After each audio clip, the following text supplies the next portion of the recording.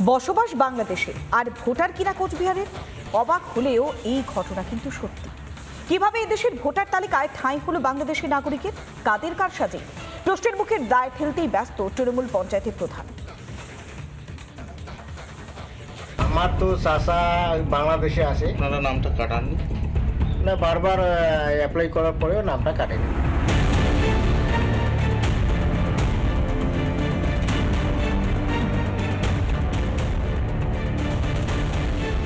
বুঝুন কাণ্ড। বাংলাদেশে যিনি ঘর সংসার করছেন গুছিয়ে, তিনিই কিনা আবার এদেশের ভোটার। চোখ চড়ক গাছে তুলে দেওয়ার মতো খবর কোচবিহারের শীতলকুচির নাল গ্রামে।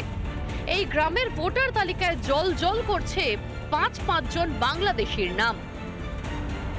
গত 22শে ফেব্রুয়ারি দক্ষিণ 24 পরগনার চম্পাহাটিতে ভুতুরে ভোটারের হদিশ মেলার পর থেকেই তোলপাড় চলছে রাজ্য রাজনীতিতে।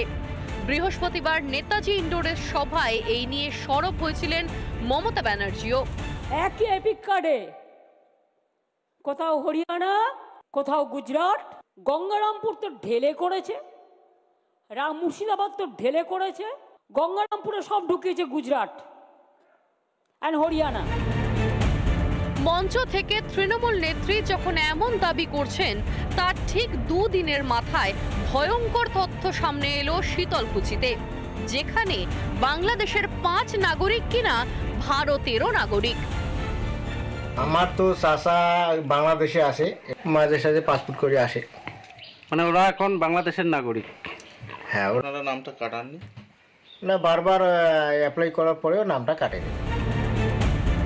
বছর 10 আগে ছিটমহল চুক্তির সময় যে পরিবার এদেশ ছেড়েছে, কিভাবে তাদেরই নাম থাকে এই দেশের ভোটার তালিকায়?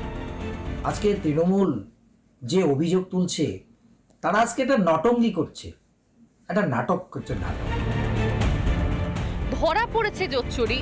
মুখ বাঁচাতে আধিকারিকদের ঘাড়েই দোষ চাপাতে ব্যস্ত তৃণমূল। আমি বিএলও সাহেবকে বলেছি নামগুলো কাটার জন্য, কাটায়নি। কি কারণে কাটায়নি এবং বিএলও সব ভালো করে জানি। দেখতে হবে কেমন করে তার নাম উঠলো, তার নাম বাদ দিতে হবে।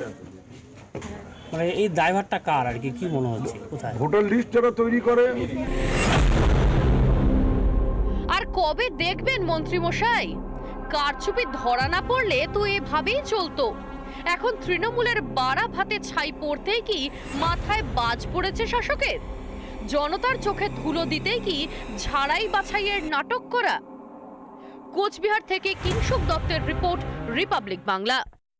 নানা ধরনের কন্টেন্ট দেখার জন্য লাইক করুন, শেয়ার করুন আমাদের ফেসবুক পেজ, সাবস্ক্রাইব করুন আমাদের ইউটিউব চ্যানেল। পাশাপাশি অন্যান্য ব্রেকিং নিউজের জন্য অবশ্যই চোখ রাখুন রিপাবলিক বাংলায়।